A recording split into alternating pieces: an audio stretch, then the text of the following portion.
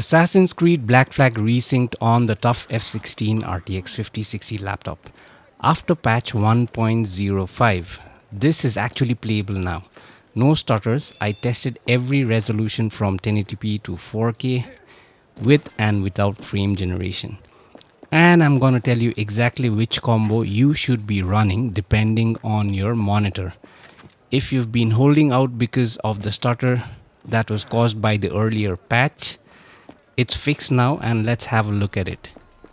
And if this is your first time here, hit subscribe. This channel is the only one giving you honest on laptop performance guides for each and every releases this year.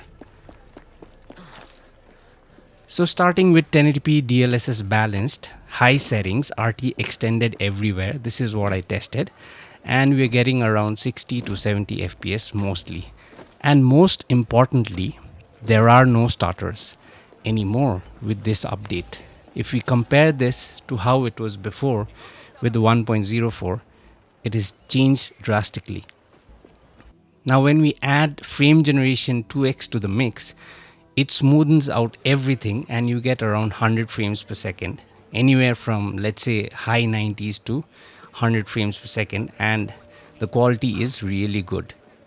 Also remember, I'm using DLSS balanced with Model M, which I have forced through the NVIDIA application, because if you were to use the general Model E, which is there by default, what happens is Model E is much more older and Model M is much more newer, right? It is the newest and the best. It gives a crisp image output and the scaling is 100% at 1080p. So I'm using custom, not balanced. If you choose balanced on the game, it will give you just a resolution output of 80%.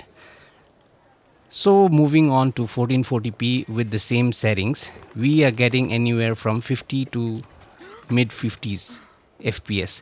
The image looks a bit sharper at 1440p. So same DLSS balance and same 1440p. Then I thought, okay, this time let's try 4K, because for this game I have not tried 4K at all. So I went to 4K DLSS balance, same settings, high settings with ray tracing extended everywhere. And I think this was a bit too much for the laptop, right? The FPS sank to around 30 to 40 FPS. That is not that great. But look at the frame times. The frame times are still fantastic, even at 4K. And remember, this is a laptop, not a desktop.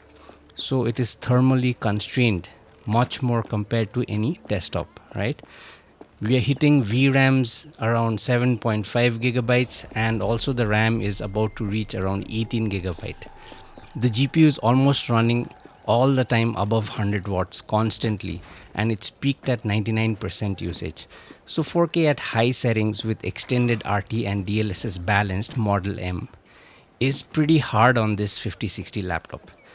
But I'd still have to say that this is a newly released game that just released last month. I mean, that just released this month, right? And it's not even been a month. So for a TUF F16 5060, which is an entry-level gaming laptop, to do so well at 4K, it is quite remarkable. And now then I thought, like, can we actually make this more playable? To make it more playable, what you need to do, turn RT off and then go to medium settings, right? And instead of DLSS balance, use DLSS performance or ultra performance, which is 20%. And you will still get a crisp image, mind you. With Model M, it is really good. You'll still get a good image, and it will run at around 50 FPS to 55. So anywhere from low to mid 50s, which now I think is completely playable. But the only caveat to that is that when you're using 4K and playing at 50 FPS and 55 FPS, which is still good, the image quality slightly drops because you have turned off RT completely. So it becomes a bit flat.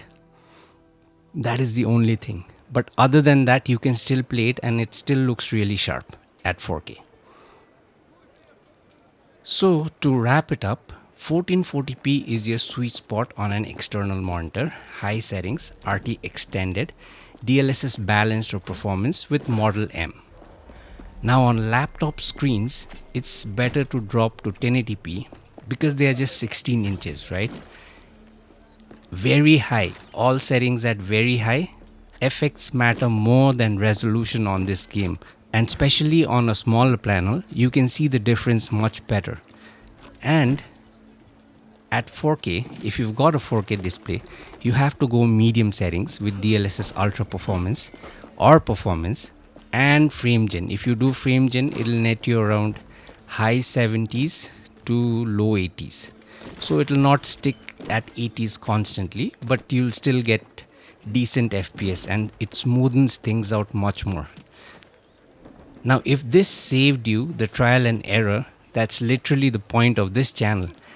I'm not sponsored, I'm not using a review copy. This is just me and my laptop actually pulling the numbers. Subscribe if you want the best settings guide when it drops, and let me know in the comments what resolution and monitor you guys are playing on. I'll factor real requests into the next video testing.